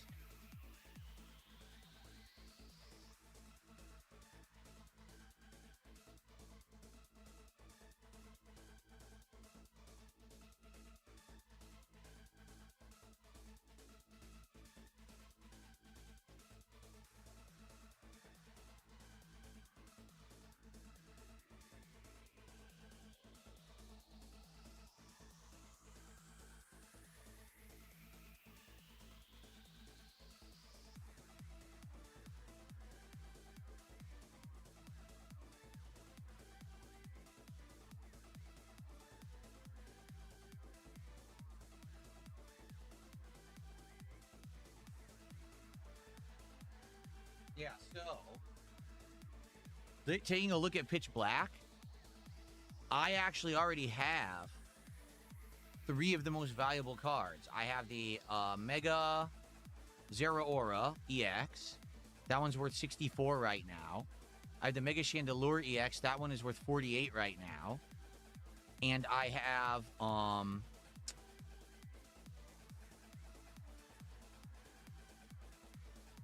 I guess that's all I have. I have those 2. The only ones that are more valuable are the 2 Darkrai's. One is 173, one's 233. And there's the $100 Torpeco. There's also a Gladian's Final Battle and a Gwyn Full Arts. Those are worth 33 and 40, but that's about it. So really, all I'd be chasing would be the Darkrai's and the Torpeco if I keep opening Pitch Black. Yeah. I don't think it's worth it. Since I already have the whole set, besides all the hits, I think I'm good with Pitch Black right now. Like, maybe later down the road, if Pitch Black got discounted because it's just not popular anymore, maybe I would get more, but yeah. Okay. All right, so FYI, it looks like we're going to see if Dark Souls 2 and Pokemon Brilliant Diamond will continue or not based on the performance of their next streams. We're done with Marvel Tokon, okay? I'm going to order the Dragon Ball box because you guys voted. You said you want Dragon Ball next. We'll give Dragon Ball a shot as our next TCG to open, and we'll balance that with Pokemon. And I am strongly considering getting a Japanese version of either Ascended Heroes or Prismatic Evolutions so we can actually start getting hits in these premium packs. It sucks that we're just not getting any hits in this, you know? I love the Master Ball Reverse we have. I think that's an awesome looking card. But when you're doing premium packs, you're hoping to at least get a hit every once in a while, and we're basically getting nothing, right? So it would be good to maybe just get, even if they're low value hits, at least you get hits in the Japanese ones. So I'm thinking about doing that, okay? All right. So how are we even doing? Because I haven't been paying attention here, okay? All right, well, thank you to everyone for the early support. SMG did a bunch of kicks. Thank you there. Thank you to Microwave Madness for the membership. Thanks for Raphael for the top super chat and for the few tips that we got there. We're at 46 bucks of support currently. All right, now, here's the deal. Excuse me. As I've been playing Assassin's Creed Black Flag Resynced, we have seen less and less and less attendance and support. In fact, the last time that I played the game, all the support that I got came in during the podcast. And then when I started playing the game, everyone left, and there was no support during the stream of the game. And I played the game for over 2 hours and got literally no support for it. Okay? So, if you're going to stick around and you're going to hang out while I play Assassin's Creed, please support it. But right now, we're at the tail end of the show. We're going to end this soon. So if anyone wants to talk, tag me. We'll do a little bit of Q&A.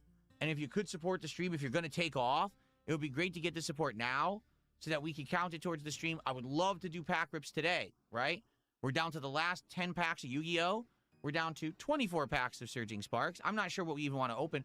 In fact, do we want to do a poll for that too? Let's do that, okay? Really, Megabird says, in my experience, you're not going to want to use that lighting mod for the final boss of Dark Souls 2. You won't be able to see anything. Maybe I'll use a torch.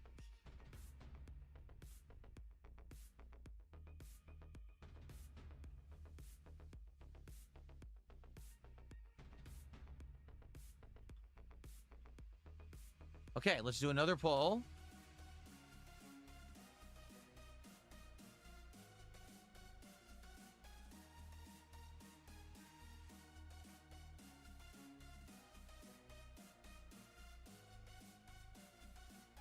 To determine what we open today.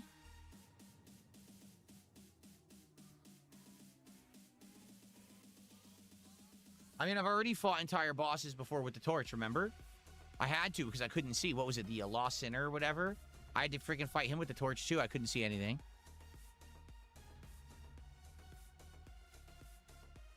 Netmuck, I'm with you on that. He says, I really hope that we get good support on the Dark Souls 2 stream because I would really like to see the DLCs. I remember the DLCs being good. Like, I legitimately remember the DLCs being very good. And so, yeah, I also would like to do them, but I mean, I need people to come by for them and support them, right? Someone tipped $2 says, what are your thoughts on the epidemic of catfish accounts in YouTube chat? So here's the deal. I obviously have absolutely no control whatsoever over accounts in my YouTube chat, right? At all. So because of that, you know, there's always going to be people who are trying to mess with other people. And I've already stated this before, that over the years, there have been people who have catfished both myself and other people in my chat, pretending to be someone they're not. We had someone who for over a year LARPed in my chat as a person, claiming that they had this life, the whole life story they made up, right? After doing that for a year and acting like a positive part of the community, they asked to be a mod. I made them a mod. They modded for almost a year. And then come to find out it was a detractor LARPing for 2 years of their life to try to get me banned from Twitch. Luckily, we caught them before they did it and we removed them. Okay? But it was precarious. Let's put it that way. It was precarious because it was close to the fact where they were going to try to do a bunch of heinous stuff to get me banned from Twitch. Okay? It was very close. They had control of the bot that we used for moderation and stuff, and they were programming it to say all kind of racist stuff to get me banned from Twitch. So, the thing is, there's absolutely no way to stop it, right? There just isn't. Sorry, there's no way to actually stop that behavior. I can't control what these weirdos do. Whenever you're on the internet, take everything with a grain of salt. Be skeptical of everyone around you. Do not take stuff for granted. Do not believe everything that you're told. Never, ever, ever give out your personal information to someone that you don't know. Do not send money to people you don't know or gifts. Nothing like that. You have to understand that there are people who are malicious on the internet and they will try to take advantage of a gullible person. Particularly, they're looking for people who seem lonely, who don't have friends, and who want to talk with people all the time on the internet. They're going to prey on you. They're looking for you. They're casing you. Get it? It's a case. Where like, oh, is this person getting in the archetype of the person I'm trying to get? Someone who kind of wants someone to talk to, and I talk to them for a bit, and next thing I know, I get them to send me shit. You got to be very careful about this kind of stuff, because there's people who make a living doing it. I'm going to repeat what I just said.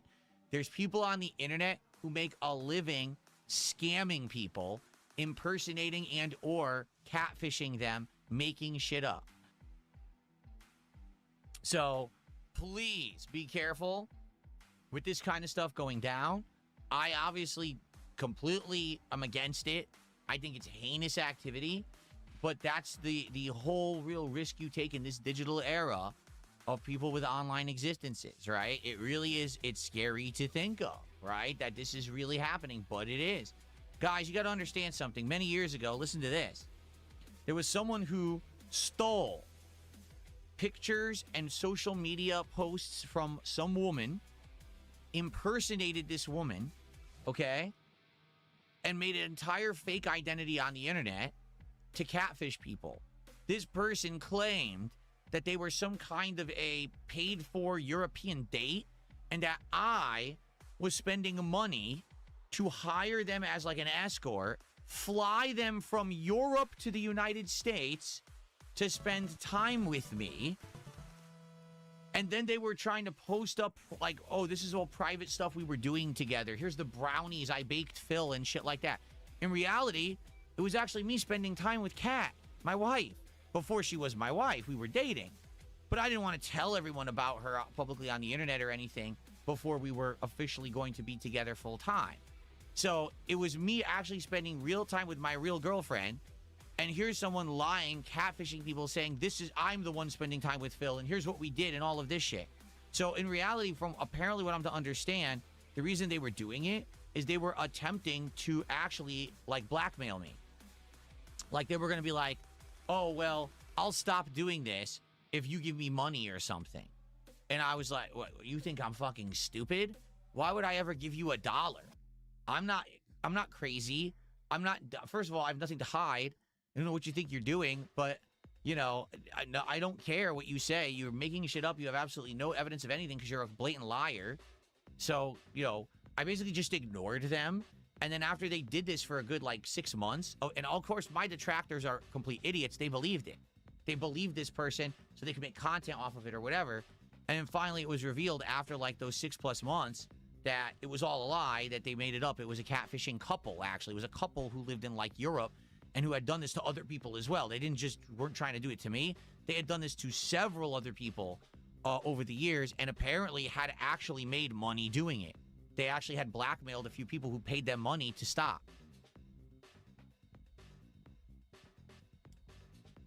So, pretty scary. All right, be careful on the internet. I guarantee you right now, there's people in my chat who are not who they say they are. They've made up an online persona that's completely fabricated. When they talk to you about themselves, they're lying. And they probably have malicious intentions of trying to get your real information. Try to get your Discord account. Trying to get your X account. Your, not really Facebook anymore. Probably maybe, I don't know, Instagram, TikTok. They want to find out about you so that they can data mine you and try to mess with you and try to get stuff out of you. It's a scary thought, but it's a very real problem in real life right now that's happening. Okay? So please be careful with that stuff.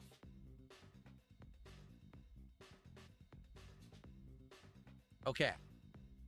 Well, Yu-Gi-Oh! Very narrowly won the poll.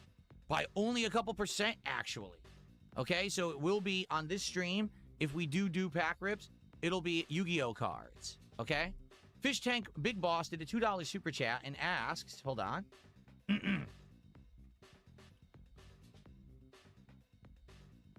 What has been the best and worst boxes for pulls? So, worst box is easy. Lorcana. That Disney Lorcana box, what was it, Reign of Jafar? In the entirety of the box, there was only basically 2 hits that they would consider hits that were rare cards. I did have some holofoil versions of cards that were better cards for playing, so they ended up being my more higher value cards. I think I had like a $7 Lady from Lady and the Tramp and like an $8 Huey, one of the 3 duck sons of Donald Duck, okay? And that was it. The entire box, the best cards I got was a $7 Lady and an $8 Huey. The hits were only worth $1 to $2. So come to find out, Lorcana was getting strongly criticized by collectors for basically having 0 value boxes. And now, with the last 2 boxes they've put out, they changed it. They added in a whole new rarity of card that is worth a ton and is way more frequent. So now collectors like the last 2 boxes so much that they actually have surged in value. And so, for example, that box that I got was under $200. The newer current boxes go for over $300 because people want them for resale because they're going to get the hits, you see? So that's the least valued box, I would say, or the worst for pulls.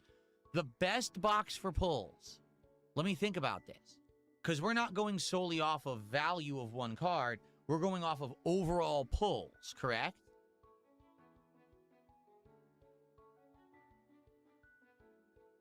Man.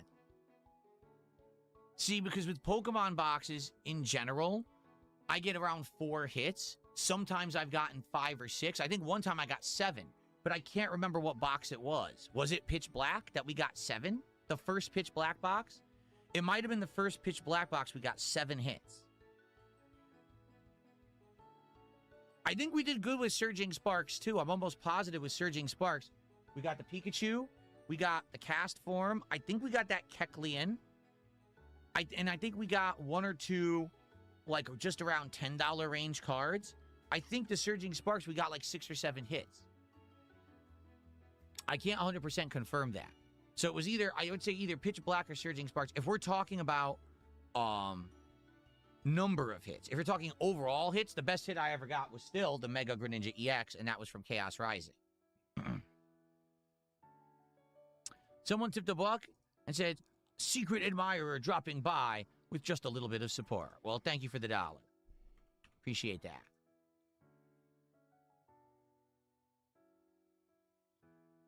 And someone else tipped $1.28 and said something absolutely ridiculous. Thank you for $1. I'm not reading it. Okay.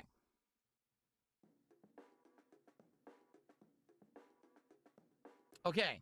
This has been a very long morning show, so I'd like to adjourn it and start playing Assassin's Creed.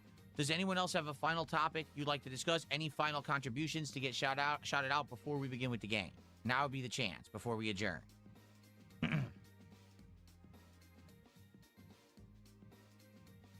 Yes, I mean, Megabird says, can you tell the chat to try not to date each other or roleplay that they're dating? Sometimes the chat gets weird. Yes, this is not teen chat. This is not dating chat. This is DSP Gaming. It's supposed to be a chat room for people watching and enjoying my content. In general, you should be on topic about that. Now, I do allow people to talk about all kinds of things, and usually, as long as you're not being offensive, I let it roll. But if I get complaints that people are in here doing this kind of stuff and it's derailing the stream, I am going to go ahead and take advantage, take care of that. Fish Tank Big Boss at another $2 super chat. He says, we need a list of Hall of Fame pulls and values. So you want a list you can reference? I'd have to figure out how to do that. Because you're right, I don't have that right now. Maybe I could have the bots do it. Maybe I could have the bots do it. I could have Hall of Fame command, and it would actually list what we have. Because literally every set besides Disney is up here. We've got Pokemon, One Piece, Marvel Magic cards, Final Fantasy Magic cards, and now Yu-Gi-Oh! So we have all kinds of stuff up there. Yeah, for sure. Maybe I should do a command on the bots. The bots would tell you what the hits are and what the value is from the sets. The problem is that basically they fluctuate a lot. The prices go up and down. So for example, when I got Gruden, it was 118. Now he's up to like 125. When I got Greninja, he was 380. Now he's only 210.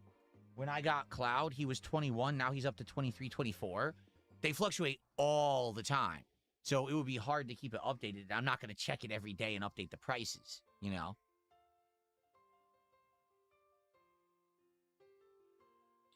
Paolo asked, do we ever off-stream go through the cards in case you miss something worth a lot? Yes. What I do off-stream is I take all the pulls we do, and I sort them and I put them into binders. I've showed you.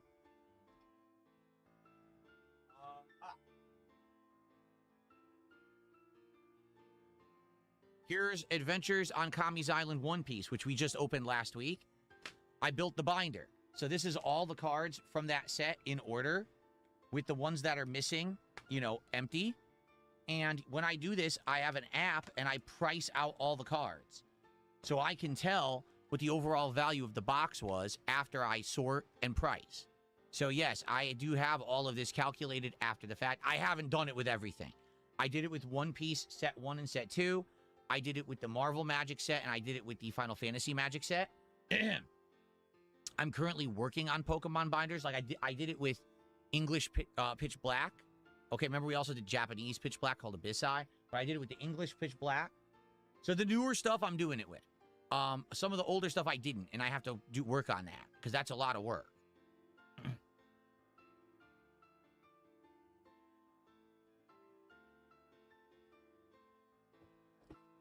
The whole idea is eventually I'll have it all completely documented in these apps, so it'll have all the values calculated and everything, so I know the actual worth of the collection. Which, for the record, I've spent way, way, way more than I've made on this collection. I want you to understand that. When you're buying from resellers, you're overpaying no matter what. If I was buying retail, I probably would have made some money overall, because I've had some really good hits. But buying from resellers, you're always coming up a loser. Seriously. Thank you so much to Volvo V40 for 1,000 kicks. And they said, I love you. Well, Volvo, that's incredibly disturbing, but thank you for the support. That's $10 of support. It gets us up to $64. Thank you so very much. Can we rally with some momentum and get to our first milestone before we start with the game? Can we get to $100 of support right now for the morning show? Because it's been a long one. You guys have enjoyed it. Can we get some subs? We have no subs on Kick. Can we get our first sub? Can we get a tip bigger than just a couple bucks? Can we get a super chat better than Raphael's? Can we actually have just a little bit and get a little bit of momentum going to get that first milestone going? Let's go. And by the way, it's Yu-Gi-Oh! We're opening today. That's what people just voted for. It was very close, but Yu-Gi-Oh! Won out.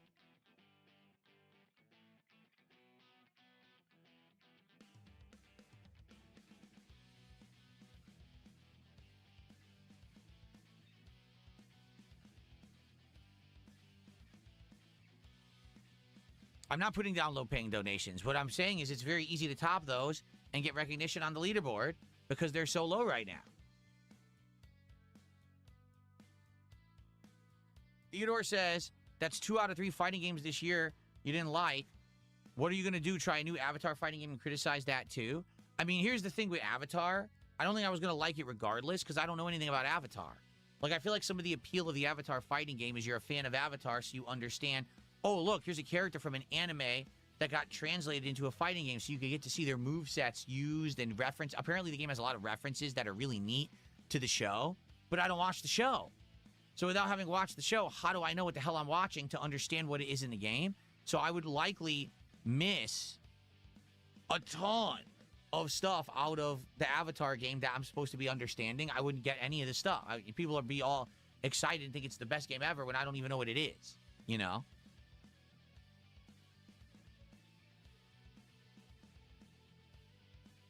So no, I mean, I purposely skipped Avatar thinking if I was going to play one of the new ones, it would be the Marvel one that would make more sense, right?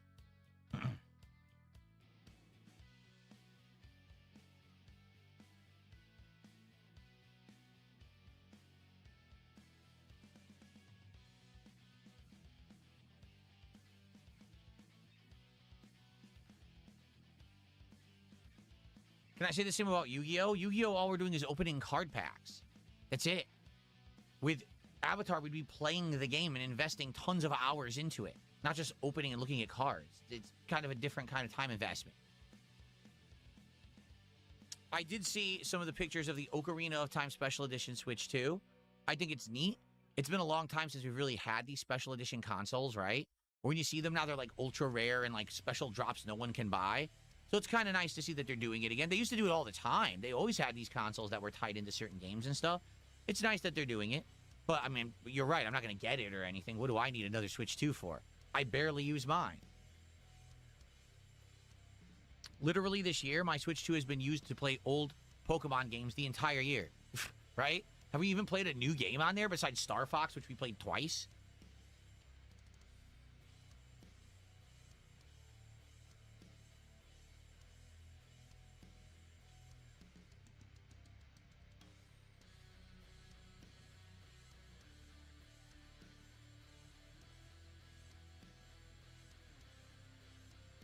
Justin said he'd do a collab where he trains you on Tokon. If he actually said that, I'll just respond.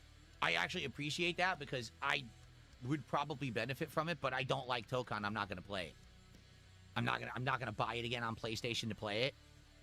Nor do I want to learn the game. I just don't like it. So if he did offer that, I appreciate the offer, but I will decline because I don't like the game.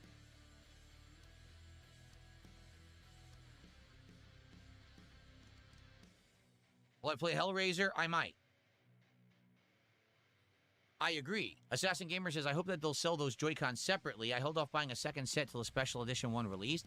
I'm with you on that. It would be nice if they would sell themed Joy-Cons. That would be kind of neat if they did that. And I don't know if they've done that yet. I know that the third party are selling them, but I don't know if, like, Nintendo is actually selling branded ones to certain games or whatever. Thank you. Someone just tipped me $3 and said, this is support from Norway, so please enjoy some of my hard-earned oil money. Well, thank you for the $3 oil money tip. I appreciate that. And that is a $3 anonymous tip for up to 67 of support. Now, again, guys, we have momentum. Can we get to 100? Let's do it right now, because here's the thing. I get the feeling that when I start playing Assassin's Creed, I'm not going to get much or any support. I'm just being honest. Like, almost no one has been supporting during Assassin's Creed. So I'd like to actually do better than a $67 stream. Can we get to 100? Let's go. Can we get one single sub on Kick? Seriously? You see how few subs I got on Kick this week? Can I get one sub? Just one. You can even do it anonymously to hide your identity. Just one sub on Kick. Come on.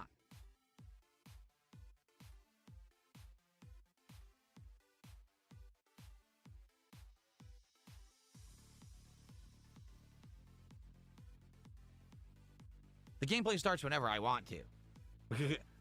In reality, I want to get around 2 hours of gameplay at least in today, but we could do more, depending. But I'm in no rush. I mean, we're going to do all story today. We're just going to push the story and see as far as we can get. Malibus! Madamus with the sub. We got a single sub from someone who isn't a troll this week. I can't believe it. I can't believe it. The stars have aligned. The dimensional rift has opened. Wait a minute. Can't Elope just gifted a sub? I can't believe it. Another sub, and it's not from a troll. We got 2 subs. Holy schmoly. Kick support, it does exist. It's not just a tall tale. It's not just a white whale. It's real. Wow.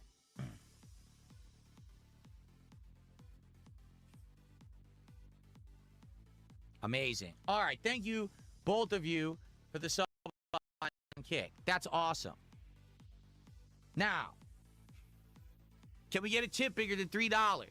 Maybe a $5 or $10 one. Can we inch towards 100? Just inch towards it slowly.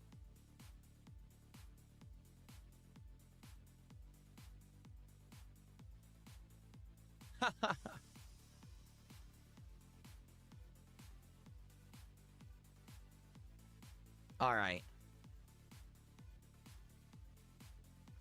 Madamus says, I got on kick. I gifted the sub. I left. The chat is way too annoying.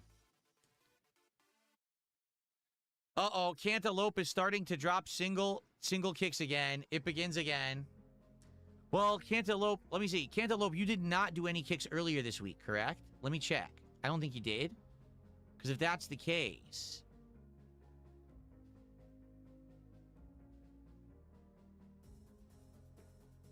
You didn't. Okay. Because this will be pure your kicks just from this morning. So basically, when he stops spamming later, I can add it up to see what he did when I go to the weekly leaderboard. Okay. So later, I'll be able to see how many kicks he gives after all these singles. Okay, cool. All right, guys. I think it's time to end the show. It's been a fun one. We chilled for 2 hours. It was fun to just hang out with you guys. Now I know to get the Dragon Ball cards, so I'll get the Dragon Ball cards next. They'll probably come within a couple of days. We'll see, maybe by next week. But we still have Yu-Gi-Oh! We still have Surging Sparks to open. I'm going to think strongly about getting that Japanese booster pack of cards because I think it's more fun to get hits even if they're not high value hits, just to get hits as opposed to just opening endless normal cards and getting almost nothing from Prismatic Evolutions or Ascendant Heroes. We'll see. Okay? All right, guys. Thank you for watching the morning show. See you tomorrow. Okay. I am going to go grab a coffee quickly, and then we're going to play for about an hour. Then I'm going to take my real break of the stream, which will be a little longer. And then we'll play probably for another hour, and then we'll see how we've done. Hopefully we'll hit some milestones. Remember, if we hit 2 milestones today, we will be doing pack openings of Yu-Gi-Oh! Okay? All right, let's get set up, actually.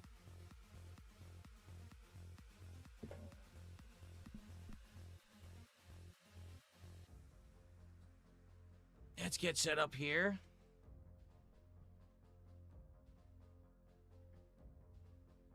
Okay.